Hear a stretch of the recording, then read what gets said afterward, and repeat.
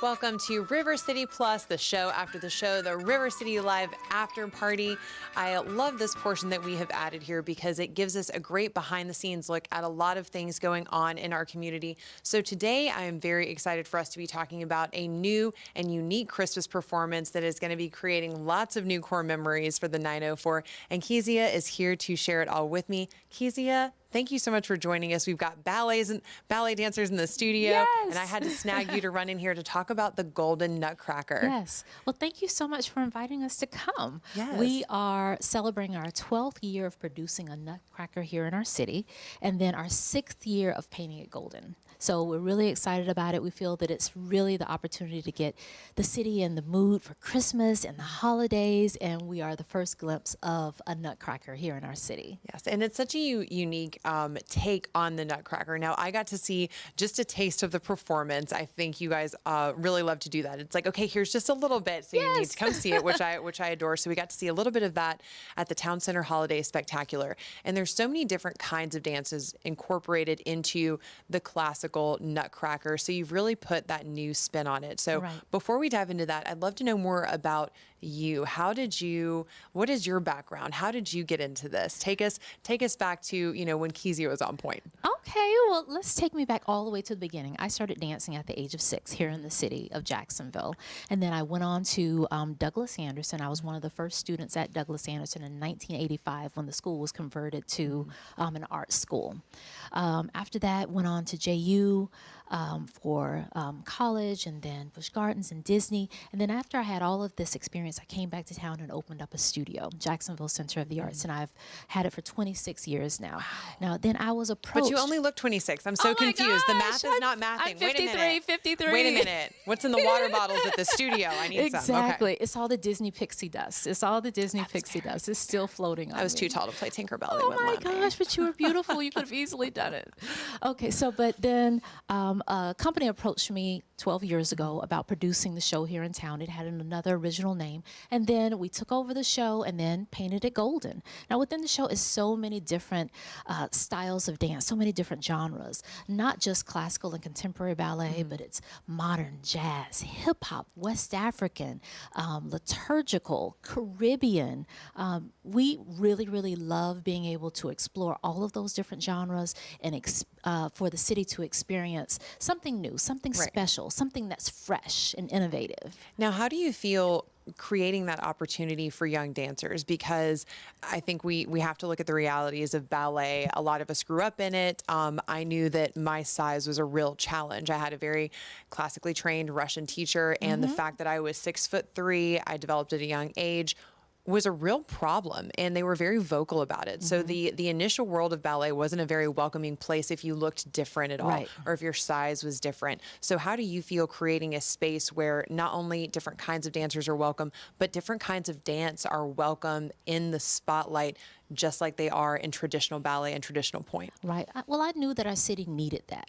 We have seen over time that, of course, with traditional nutcrackers, there is a traditional look for a nutcracker. But we knew that we wanted to create something that would be different so that we could offer opportunities to youngsters that didn't necessarily have the ballet body. They were not necessarily, great on point, but they were amazing tap dancers. So we wanted to make something so that if we have a production, then we can include everyone in the Golden Nutcracker. There would be a space for everyone. Everyone would have a comfortable space and a space to explore time on stage and performance experience. And that's really special. Even if you're not thinking about, hey, I'm trying out for the Rockettes, or whatever. Exactly. But just to have, I think, the accountability of making it to practice, to packing your dance bag, to getting all the pieces of your costume together.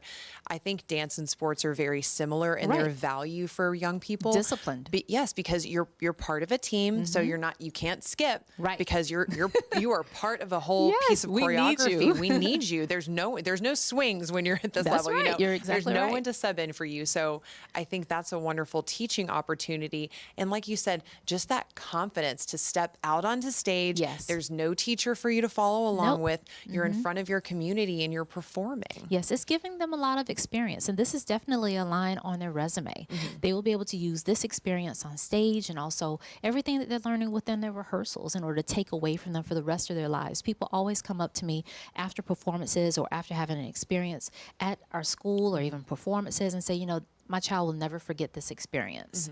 Yes. What would you say to a parent who was looking to enter their child into dance or become part of a program? Because, you know, in this world of tech, I think parents are always looking for a way to get their child outside of their bedroom, off their iPad, get them into something engaged. Yes. And also too, you know, we're seeing a big health crisis in the US, and dance is such a wonderful way to stay in shape, to really train smaller muscles to keep you healthy, Yes. prevent injury, but it's also just a way to build community within your company. Yeah, and to build confidence with each one of those dancers that even come through our doors. Start them early is my best advice. Keep them active. You know, this is a great experience of pulling them away from the television and video games, getting their minds active and their bodies active, and giving them something that they can take away from them. Within my school, we have a 100% percentage of our kids getting full scholarships in college for dance. Yeah. So, you know, either they That's go into professional phenomenal. careers. We have some that graduate from high school, and let's say that college might not be the best choice for them. They'll go straight into a dance company. Yeah. So we've had that happen so many times over and over, and now they're touring the world. So, you know, if anyone was interested in getting their kids into dance, yes, call me. I started age 3 with our little ones. I have a program by the name of the Little Primas, where little ones come in at the age of 3. Oh, my heart. And yes, and they're not just, you know, doing bunny hops. They're actually learning technique. And I ask them to step into their first position. They have great posture, and they step into it immediately. And they're serious. And the parents have come back to me and said, you know, just being a part of this program has really changed, you know, the trajectory of my child. Right. You have told her that she's beautiful, and now she knows that she's beautiful. And then it's really helped, like I mentioned before, with their confidence, with their presence, and they're superstars. Yeah. There is something I can always almost pick out a dancer Yes. because there's a carriage about It them, is. that their backs are a little straighter. They've got that invisible string we were all trained with. And it's something so unique and special to the world of dance. It's something that I'm going to advocate that you start like just an adults for fun class that we can all Yes, just come to. absolutely. Like all We of could us do former it. dancers just having like Yes. the nostalgia class. It's that come over to the bar. We will enjoy ourselves. Perfect. Yes. Millennials at the bar. That's what we'll Yes, call that's it. That's it. We'll name Yes. it that. We're healing together at the bar. It'll be great. Yes. So I thank you, number one, just for sharing, you know, your journey, because dance, and specifically the kind of experiences you have, so many people dream about, but they seem so intangible and so far away. And really what you're bringing to Jacksonville is that ability, it's that knowledge, it's that education, it's that training. And if somebody comes to you and said, I do want to work for Disney, I do want to be on Broadway. It's realistic. You It can know happen. those steps. It can Yeah. happen. It can happen. They just have to make sure that they're disciplined, that they are committed, and that they have that fire. If you have that fire, it's really nothing that can stop you. Yeah. I mean, I think we've all seen, especially when we, you know, look at all these performance shows and things like that, or, you know, dance shows, we always hear those coaches saying, you know, hey, maybe that foot's a little not pointed, whatever, but man, is she fun to watch. And I Exactly. think that's one of those things Yes. that in volleyball for me, they were like, well, we can't teach height, you know, but like you said, you can't teach motivation, you can't teach passion, but if they can bring that to you, you can harness and carve that technique. Absolutely. Yeah. So how can we stay connected with you, find out more about the program, and of course, get tickets to Golden Nutcracker? Okay, so more about me. I am the executive director of Jacksonville Center of the Arts. Everyone can go to our website, www.jcasworld.org. And then for tickets to the Golden Nutcracker, we do have 4 performances that are coming up. So we will be at the Bethel Church for 2 shows.